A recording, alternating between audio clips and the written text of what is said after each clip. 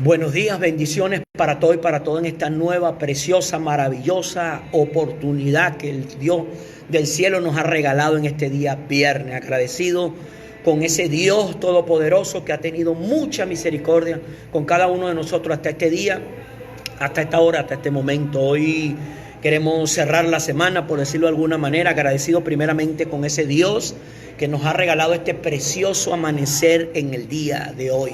Ese sol que está iluminando, en este caso la ciudad de Barquisimeto, un sol radiante, hermoso, esas nubes están bien hermosas y ese sol está candente, está brilloso en el día de hoy. Y este aire que estamos respirando y sobre todo que se nos ha permitido seguir caminando un día más sobre esta tierra.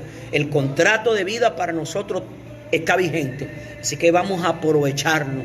Hoy tenemos esa claridad de que tenemos misericordia nueva porque la palabra lo dice. Hoy son nuevas cada mañana su misericordia, dice su palabra. Así que esa misericordia significa que hay un nuevo comienzo. Hay una hoja nueva y en blanco para que nosotros tengamos la oportunidad de escribir algo nuevo y diferente, y algo mejor y algo de excelencia. Y muchos de nosotros tal vez no habremos tenido la oportunidad de concretar algunas cosas el día de ayer, pero la vamos a concretar el día de hoy, porque para eso ese Dios maravilloso nos ha dado esta nueva oportunidad. Su palabra también nos dice que donde estuviésemos reunidos dos o más en su nombre, Él nos ha prometido allí enviarnos su presencia. Así que en esta mañana, en este nuevo día que estamos reunidos en su nombre, creemos que está Él aquí en medio de esta reunión. Ustedes por allá, yo por aquí, pero Él en medio de nosotros.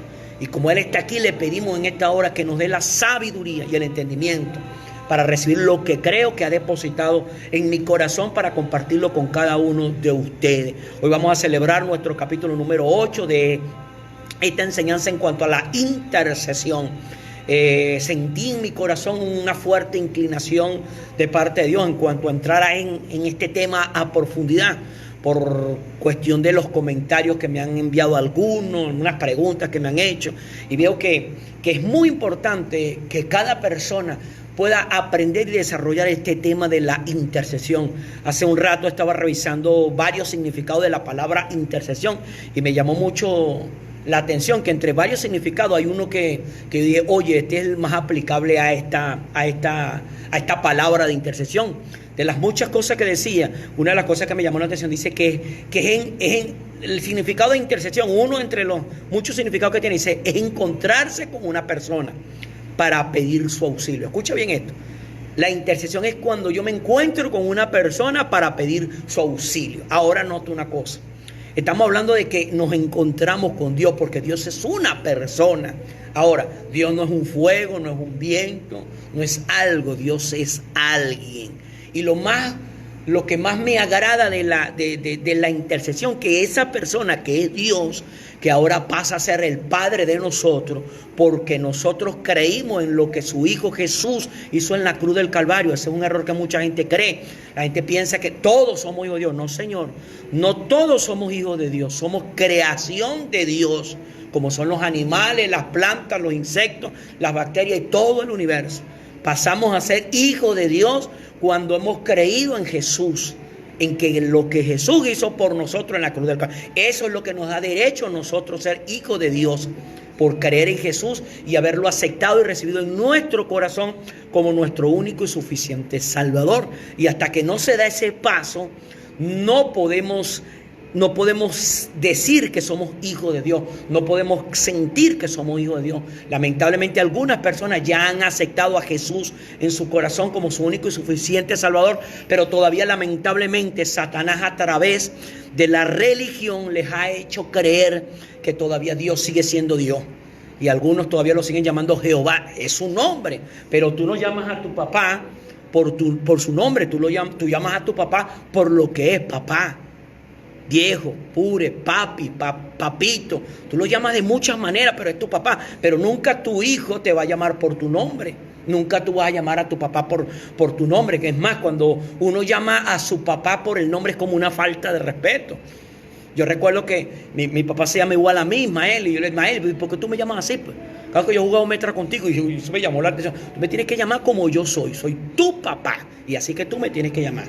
Y yo me quedé, y oye, es verdad, una gran enseñanza me dio mi viejito, que Dios me lo cuide donde quiera que esté en este momento, sobre ese día. Y así, y entonces cuando yo veía esto de la intercesión, que es encontrarse con una persona para pedir su auxilio. Pero en este caso, estamos hablando de que nos vamos a encontrar con nuestro Padre, el dueño del oro y de la plata, el creador del universo. La pregunta que tú y yo debemos hacernos cada vez que nos encontramos con nuestro Padre es: ¿cómo que Él no va a hacer lo que nosotros necesitamos? ¿Cómo Él no va a tener esa fuerza? Y en eso me quiero basar en la enseñanza del día de hoy. Hoy estaremos leyendo Primera de Reyes, el capítulo 17, versículo 1 al 6. Serán los primeros versículos que tomaremos para desarrollar el tema del capítulo 8 de este nuevo encuentro entre nosotros.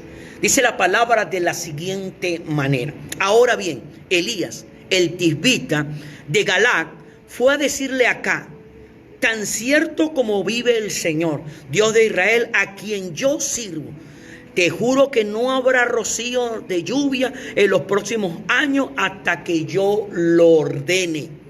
Entonces la palabra del Señor vino a Elías y le dio este mensaje: sal de aquí hacia el oriente y escóndete en el arroyo de Querit, al este del Jordán. Beberás agua del arroyo, yo les ordenaré a los cuervos que te den de comer allí. Así que Elías se fue al arroyo de Querit, al este del Jordán, y allí permaneció conforme a la palabra del Señor. Por la mañana y por la tarde los cuervos le llevaban pan y carne, y bebía agua del arroyo. Amén.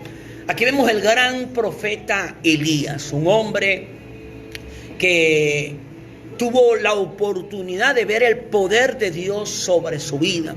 Fue un hombre que fue escogido por Dios para ser profeta de su pueblo Israel. ¿Qué significa la palabra profeta? Una persona que habla en el nombre de Dios. Hoy en día se habla mucho de profetas, pero a veces la gente quieren confundir a los profetas como con adivinos, o a las profetas como adivinas.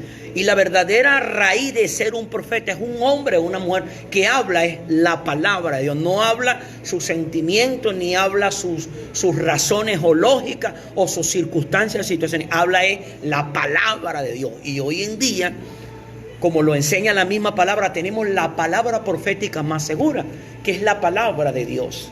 Pero hay personas que les gusta mucho eso, de que así te dice el Señor, y le dice una serie de cosas. Oye, es algo sumamente delicado. ¿Por qué? Porque lo que se tiene que hablar es la palabra de Dios.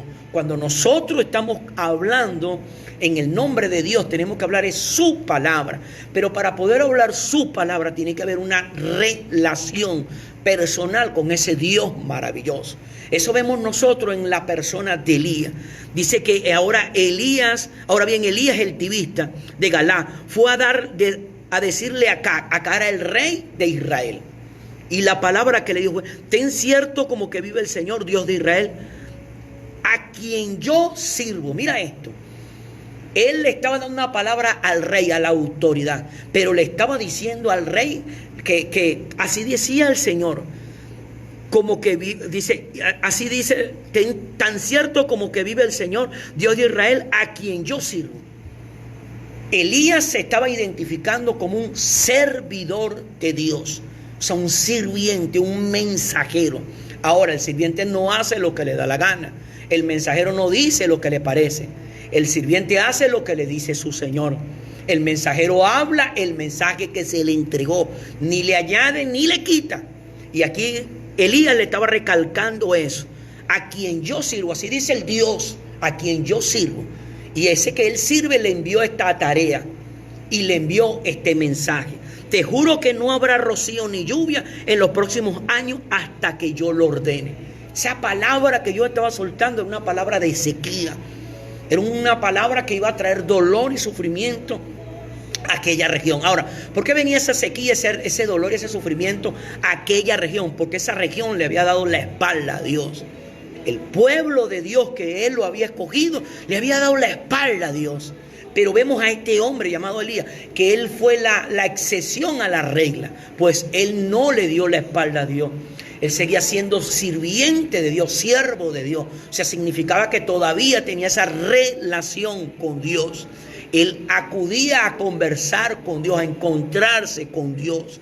Y Dios le daba a Elías mensajes para su pueblo. Ahora, Elías era sumamente cuidadoso en oír a Dios, pero hablarle al pueblo que él mismo había escogido, Dios, que es Israel, el mensaje tal cual como Dios lo entregaba. Y el mensaje que estaban entregando era que no habrá rocío de lluvia en los próximos años.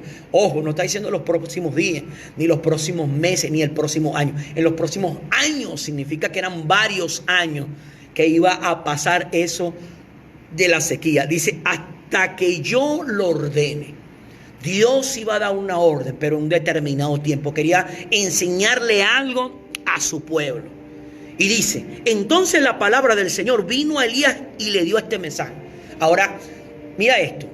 Dios le dio a Elías una palabra, un mensaje para el rey y el pueblo.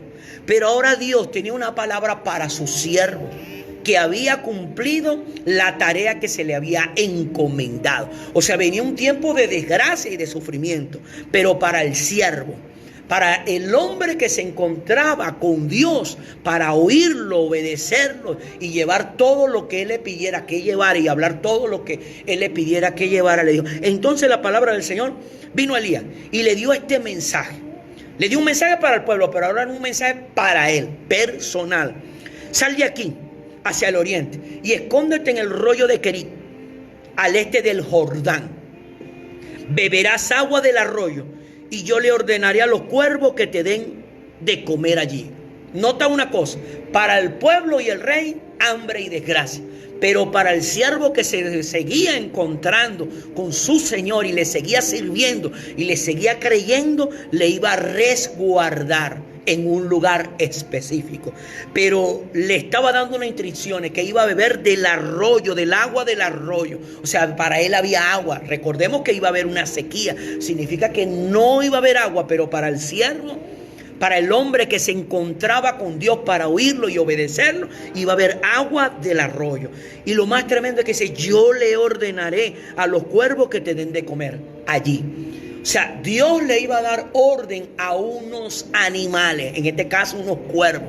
Hermano, si usted conoce o tiene alguna idea de lo que hacen los cuervos son carroñeros. Significa que son miserables, no comparten su comida con nadie. ¿Y sabía usted que los cuervos, cuando empollan sus huevitos y los pichones salen del cascarón del huevito, ellos nacen completamente blancos? Y los padres, al verle el color de las plumas, lo abandonan y lo dejan sin comer. Ahora nota esto. Estamos hablando de unos animales que abandonan sus propios hijos. Pero esos animales que abandonan a sus propios hijos iban a darle de comer al siervo de Dios. Al hombre que tenía una relación con Dios. Al hombre que se encontraba con Dios para pedirle auxilio en lo que él estaba viviendo. Vemos entonces aquí lo poderoso que es cuando nosotros aprendemos a encontrarnos con ese Dios que es una persona. Ahora estamos hablando de Elías, pero ahora estamos en Cristo. No nos estamos nosotros encontrando con Dios, nos estamos encontrando con nuestro Padre, con el que por medio de lo que hizo Jesús en la cruz del Calvario nos dio el certificado de ser hijo de Dios. Por eso es que el nombre de nosotros que hemos aceptado a Jesús está escrito en el libro de la vida. Significa que si está escrito en el libro de la vida, fue borrado del libro de la muerte. Nuestro nombre que hemos creído en Jesús está en el cielo, pero significa que salió del infierno. Nuestro nombre está escrito para el triunfo. Significa que fue borrado del fracaso. Ahora, si nosotros con esa conciencia, hermano o hermana, esa conciencia de que el nombre de nosotros está escrito en los cielos, pero borrado del infierno, está escrito en el libro de la vida, pero borrado del libro de la muerte, está escrito en el libro del triunfo, pero borrado del libro del fracaso, entonces con mayor razón y con mayor frecuencia deberíamos interceder delante de Dios. O sea, encontrarnos con Dios para pedirle ese auxilio en cualquier sea la situación o circunstancia que estemos viviendo. Aquí vemos que Dios le dio una palabra a Elías para el rey y para el pueblo. Pero Dios le dio una palabra para él como servidor de él y como obediente a él y a encontrarse por él. Y la palabra que le estaba dando, que a él no le iba a faltar nada. Pero de todo lo que Dios le dijo fue lo que nosotros podemos ver que es más tremendo, es que allí Dios le iba a ordenar a los cuervos que le dieran de comer allí. Animales que abandonan su propia descendencia, era lo que le iban a dar de comer a su siervo. O sea, el hecho de que esos cuervos vinieran a traerle de comer a Elías significaba que era Dios, porque era algo incoherente, era algo irracional. ¿Por qué? Porque estamos hablando de animales que abandonan su propia cría, a sus propios hijos, pero eran los que iban a darle de comer al siervo de Dios. Así que Elías se fue al arroyo de Querit, al este del Jordán, y allí permaneció. Ojo, allí permaneció, no un día, permaneció conforme a la palabra del Señor. O sea, Elías estaba haciendo lo que Dios le había dicho que hiciera. Allí permaneció conforme a la palabra de Dios. Por la mañana y por la tarde los cuervos le llevaban pan y carne, y bebía agua del arroyo. Animales que abandonaban a sus hijos, pero no abandonaban al Hijo de Dios. Quiero repetir eso, hermano, grábate eso.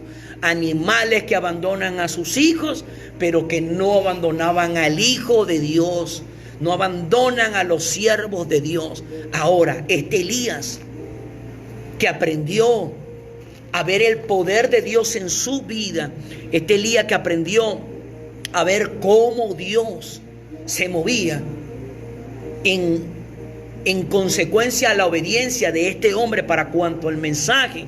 Elías aprendió todo eso. Y ahora en el libro de Santiago, capítulo 5, versículo 13 en adelante, dice así: ¿está afligido alguno entre ustedes? O sea, alguno entre ustedes tiene un dolor, una situación incómoda y dolorosa. Dice que ore. Nota una cosa, hace la pregunta el apóstol Santiago: ¿está afligido alguno entre ustedes? O sea, entre ustedes que son pueblo de Dios, ¿hay alguno que está pasando por alguna situación o circunstancia que le trae dolor a su vida? Si parafraseamos este versículo.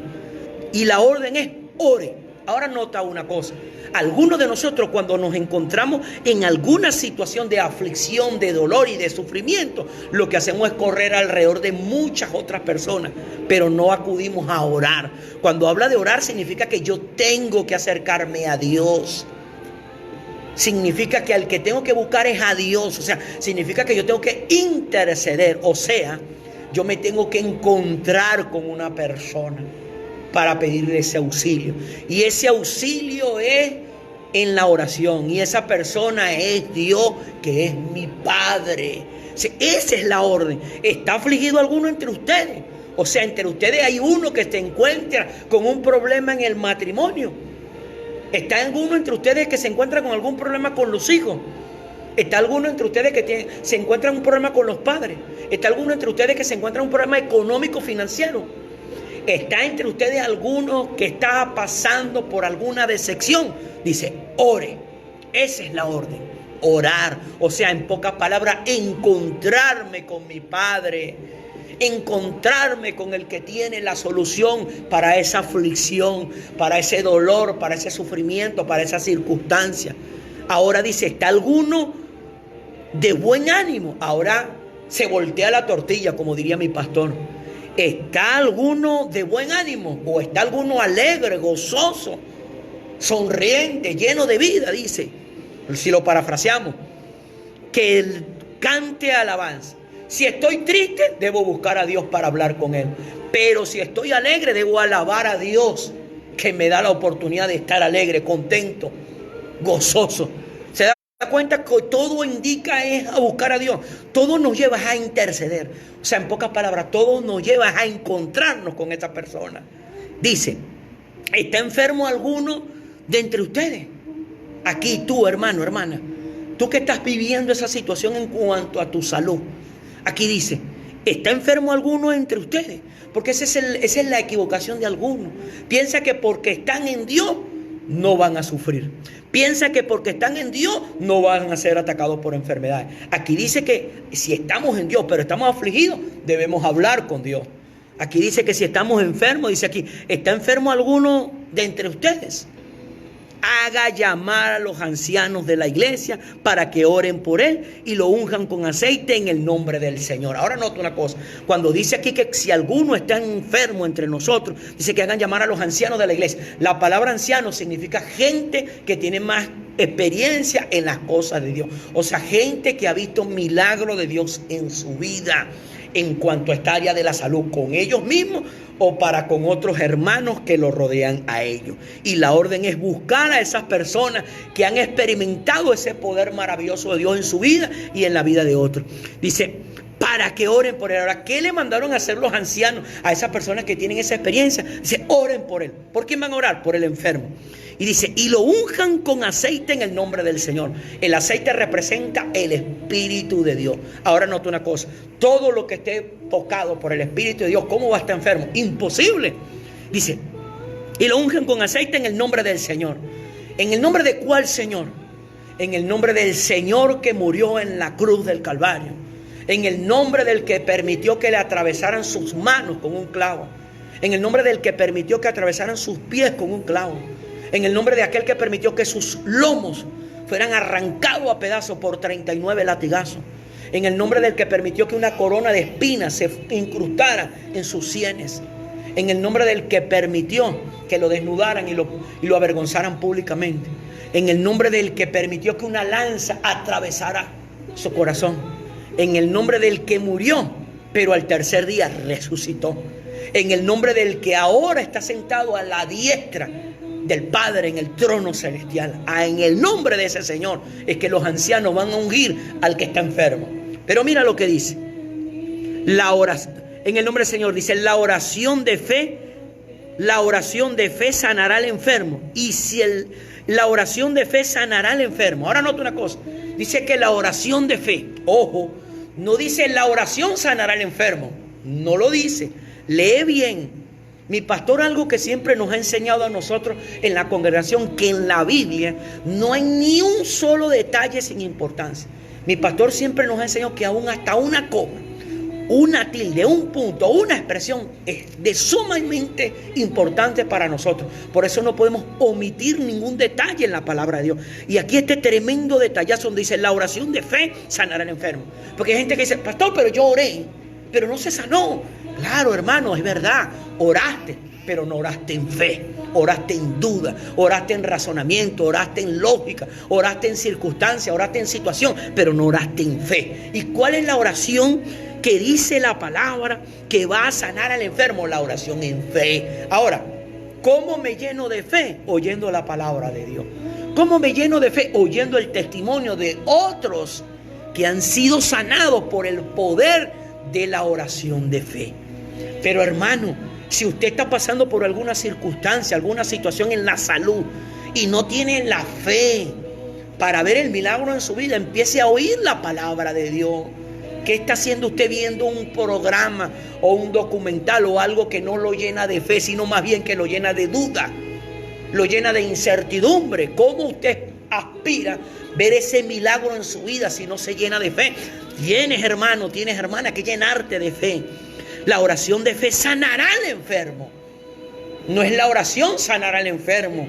Hay gente que dice, no, pastor, yo oré, pero no hubo el milagro. Claro, porque oraste, pero sin fe, no oraste en fe.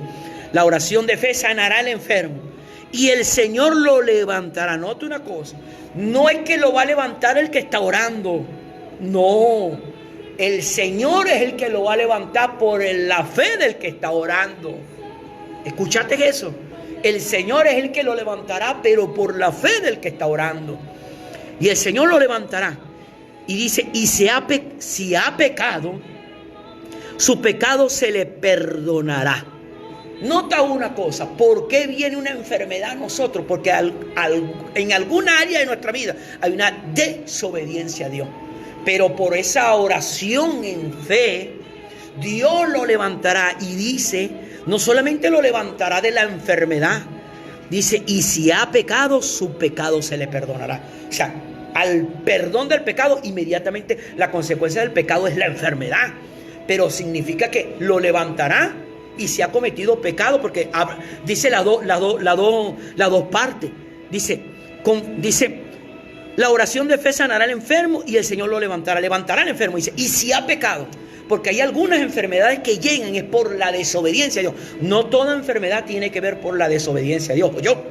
No me malinterprete. Toda enfermedad no es por desobediencia a Dios, pero hay algunas enfermedades que es por desobediencia a Dios, porque aquí lo recalca. El Señor lo levantará y si ha pecado. O sea, no significa porque pecó, no dice si ha pecado. O sea, que porque pudiera ser que esa enfermedad es por la desobediencia a Dios. Pero dice allí que si ha pecado, o sea, si ha desobedecido a Dios, su pecado se le perdonará. O sea, su desobediencia se le perdonará. Por eso confiésese unos a otros sus pecados y oren unos por otros. Confiésese sus pecados unos a otros y oren unos por otros para que sean sanados. O sea, la desobediencia a Dios trae enfermedad. Por eso es que entre nosotros debe haber esa relación. Si hemos fallado, confesémonos los pecados los unos a los otros. Ojo, pero no es que tú se lo vas a decir a todo el mundo. Tienes que buscar a personas de confianza, personas maduras en las cosas de Dios y confesarle eso que estás haciendo. ¿Para qué? Para liberarte del poder de las tinieblas que trae la enfermedad a tu vida. Confiese los pecados unos a otros. Por eso, confiésese unos a otros sus pecados y oren los unos por los otros para que sean sanados. ¿Te das cuenta? Debemos orar los unos por los otros. No se trata de que yo ore por ti, se trata de que tú también ores por mí. Yo te tengo mis oraciones, pero yo debo estar en tus oraciones. ¿Para qué? Para que estemos sanos, para que estemos fuertes, para que estemos en el camino correcto, para que no nos desviemos, para que veamos el poder de Dios en nuestra vida. Y entonces viene aquí en Santiago, menciona a este hombre del cual acabamos de hablar, que es Elías. Dice, Elías era un hombre con debilidades como la nuestra. Elías era un hombre con debilidades como la nuestra. Con fervor oró que no lloviera y no llovió sobre la tierra durante 3 años y medio. Qué curioso que nosotros cuando hablamos de Elías ya, uy, el gran Elías, pareciera como que inalcanzable, como que superhombre. Pero aquí nos está diciendo que Elías era un hombre con debilidades como nosotros. Hermano, ahí es donde está el meollo del asunto. Hay gente que cree, no, pero es que no, yo no, es mejor los pastores. Los pastores están más cerca de Dios. No, los pastores somos gente como ustedes. Significa que tenemos debilidades. Somos hombres con debilidades como la de ustedes. Son mujeres con debilidades como la de ustedes, común y corriente. No somos extraterrestres. Somos sacados del mismo rebaño del pueblo de Dios. Estamos llenos de las mismas debilidades, los mismos errores, las mismas situaciones y circunstancias. ¿O ustedes creen que nosotros los pastores no pasamos por situaciones difíciles, circunstancias difíciles? Claro que sí, pero hemos aprendido a encontrarnos con esa persona que es nuestro Padre, que además nos encontramos con Él para pedirle auxilio por nuestras debilidades, pero para pedirle auxilio por la debilidad del pueblo que Dios nos ha entregado, nos ha permitido orientar en sus caminos. Elías era un hombre con debilidades como la nuestra. Con fervor oró que no lloviera y no llovió sobre la tierra durante 3 años y medio. Pero mire lo que se dice, y oró, pero dice oró, dice oró con fervor. Oró con fervor oró, o sea, con fervor, con fuego, con entusiasmo, con convicción, con seguridad. Porque allí, hermano, ¿dónde está el detalle? Tú cuando te acercas a encontrarte con esa persona que es tu Padre eterno, tienes que encontrarte con fervor, o sea, con seguridad de que vas a encontrar lo que fuiste a buscar, que vas a recibir lo que fuiste a pedir, que tal vez lo que tú pediste no era lo correcto, pero Dios te va a dar lo mejor. Ahora, dice, con fervor oró que no lloviera y no llovió sobre la tierra durante 3 años y medio. Ahora, ¿cómo hizo Elías para sostenerse esos 3 años y medio? Dios lo sostuvo. Cuando usted va a ese pasaje en Primera de Reyes, lo sostuvo los cuervos, pero se acabó el agua y se acabó la comida de los cuervos, pero vino una viuda y lo sostuvo. Algo incoherente. Pero Dios lo sostuvo durante 3 años y medio. Y dice, y la tierra no produjo su fruto. Volvió a orar. O sea, vuelve a orar otra vez Elías. Volvió a orar y el cielo dio su lluvia y la tierra produjo su fruto. Una oración trancó los cielos, pero otra oración abrió los cielos. Una oración impidió los frutos, pero otra oración trajo los frutos. ¿Quién oró? Elías. ¿Quién era Elías? Superhombre. No, un hombre tal cual como eres tú, tal cual como soy yo. Dice, y la tierra volvió a orar y el cielo dio su lluvia y la tierra produjo sus frutos. Hermanos míos, si alguno de ustedes se extravía de la verdad, ¿cuál verdad? Esa verdad de que Dios todo lo puede. Esa verdad de que Dios nos vino a rescatar. Hermanos míos, si alguno de ustedes se extravía de la verdad y otro lo hace volver a ella, mira esto, hay personas que se extravían de la verdad. Ahora, la pregunta es esta. ¿Por qué hay personas que se extravían de la verdad? Porque fueron a orar pidiendo ayuda, pero no tuvieron la ayuda. ¿Por qué? Porque no oraron con fe, no oraron con convicción, no oraron con seguridad. Y por no haber obtenido lo que fueron a buscar, entonces se extravían de la verdad. Pero dice, y otro le hace volver de ella. ¿Hace volver de qué? De ese extravío, que se desviaron del camino. Dice, recuerden que quien hace volver a un pecador de su extravío, un pecador es un desobediente, una persona, hombre o mujer, que le da la espalda a Dios. Recuerden que quien hace volver a un pecador de su extravío, lo salvará de la muerte y cubrirá muchísimos pecados. Si tú tienes la oportunidad de hacer volver a un hombre, a una mujer que se apartó del camino o que no ha llegado al camino, dice que salvarás a esa persona de la muerte. Porque todo el que le da la espalda a Dios va derechito a la muerte. Quiero recalcar eso. Todo hombre o mujer que le da la espalda a Dios va derechito a la muerte. O sea, sale de la vida, pero va para la muerte. Y eso no lo quiere Dios para ti, eso no lo quiere Dios para mí, eso no lo quiere Dios para nadie. Pero entonces tenemos que levantarnos, hombres y mujeres, que nos encontremos con esa persona que es Dios, que además es nuestro Padre. Pero le pidamos auxilio para nosotros y auxilio para los otros que están a nuestro alrededor y aquellas personas que nos encontramos en el camino. Amén. Bueno, mi hermano, este era el capítulo del día de hoy. Muchas gracias por permitirme llegar hasta ustedes. Gracias por aquellas personas que han estado comentando, Daniel Sequera, Egardi Sánchez, Daniel Sequera, Laura, todas esas personas que han estado allí conectadas. Muchas gracias por compartir este material. Les recalco lo del canal de YouTube. No deje de suscribirse. Si no se ha suscrito, suscríbase, por favor. No se quede con este material, colóquelo en sus redes sociales. Permítale a otro que reciba este material para que sea bendecido juntamente con nosotros. Gracias por aquellos que han estado mandando las peticiones. Mañana, sábado, Dios mediante, estaremos conectándonos a las 11:45 de la noche para celebrar un nuevo capítulo de 1:15 para las 12. Así que te invito que el día de mañana, si puedes acercarte con tus peticiones de oración, envíalos por el chat, por el WhatsApp, por este mismo medio, si tienes mi número personal, envíalo para colocar tu petición allí en esa cajita donde hemos estado viendo, porque estamos encontrándonos con esa persona que es Dios, para pedirle auxilio por esas situaciones que están viviendo esas personas. Así que Dios me le bendiga, Dios me le guarde. Recuerda, Dios es una persona que quiere encontrarse contigo, conmigo y con todos aquellos que Él creó. Amén.